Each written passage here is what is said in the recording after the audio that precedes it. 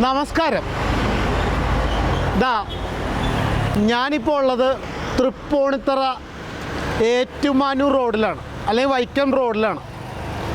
ഇവിടെ ഞങ്ങൾ മിനിയാന്ന് വന്നപ്പോൾ എന്നെ വീഴിച്ച ഒരു കുഴിയാണ് ഈ റോഡിൽ കംപ്ലീറ്റ് ഉള്ളത്. ഇത് മാത്രമല്ല, ഇങ്ങനെ നിരത്തി കുറേ ഉണ്ട്. അപ്പോൾ ഞാൻ മിനിയാന്ന് തൊട്ട് ഞാൻ ആലോചിക്കണതാണ്, ഈ നാട്ടിലെങ്ങും ഒരു മനുഷ്യനില്ലേ? ഒരു റോഡ് നിർമ്മിക്കുമ്പോൾ റോഡ് എങ്ങനെ ഡിസൈൻ ചെയ്യണമെന്ന് അറിയാൻ പാടില്ലാത്ത എൻജിനീയർ ഈ നാട്ടിലുണ്ടോ ഇല്ലയോ എന്ന് എനിക്കൊന്ന് അറിയണം. എന്തായാലും ഞാൻ ആ റോഡ് കണ്ടോ, ചാടണ കണ്ടോ, നോക്കിക്കോ.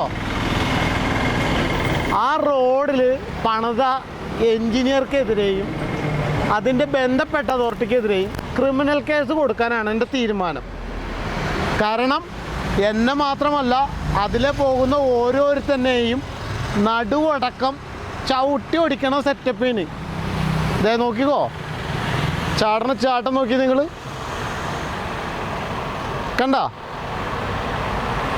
നോക്ക്, ഒരു ചാട്ടം നോക്കി ഇതിങ്ങനെ അടിക്കുവാണ്. അങ്ങനെ റോഡ് പണിത എൻജിനീയറെ ഞാൻ പുന്നാരിക്കണോ അതോ കേസ് കൊടുക്കണോ? കേസ് കൊടുക്കും. എനിക്ക് പുന്നാരിക്കാനൊന്നും നേരമില്ല. അതൊക്കെ നിങ്ങൾ രാഷ്ട്രീയക്കാരും എൻജിനീയറൊക്കെ കൂടി നിങ്ങൾ ഉണ്ടാക്കുന്നതുകൊണ്ട് ആ പുന്നാരിക്കലും കൊണ്ട് നിങ്ങൾ ഇതിൻ്റെ കമ്മീഷനും മേടിക്കാറുണ്ട്. റോഡ് നന്നായിട്ട് നേരെ ചൊവ്വേ പണിത് തുറക്കേണ്ട ബാധ്യത ഇവിടെയുള്ള സ്ഥലം MLA അടക്കം എല്ലാവർക്കും ഉണ്ട്. എന്താ മിണ്ടാത്ത? കമ്മീഷൻ മേടിച്ചോണ്ടല്ലേ അല്ലേ? അത് കൊണ്ടാണ് ഞാൻ പറഞ്ഞത്. ഇവർക്കെതിരെ ഇന്ന് വൈകുന്നേരം ഞാൻ പരാതി കൊടുക്കാനാണ് എൻ്റെ തീരുമാനം. അത് കഴിഞ്ഞ് നാളെ ഞാൻ പരാതിയുടെ കോപ്പിയൊക്കെ ആയിട്ട് നിങ്ങളുടെ മുമ്പിൽ വീണ്ടും വരാമെന്ന് പറഞ്ഞുകൊണ്ട് നിർത്തുന്നു.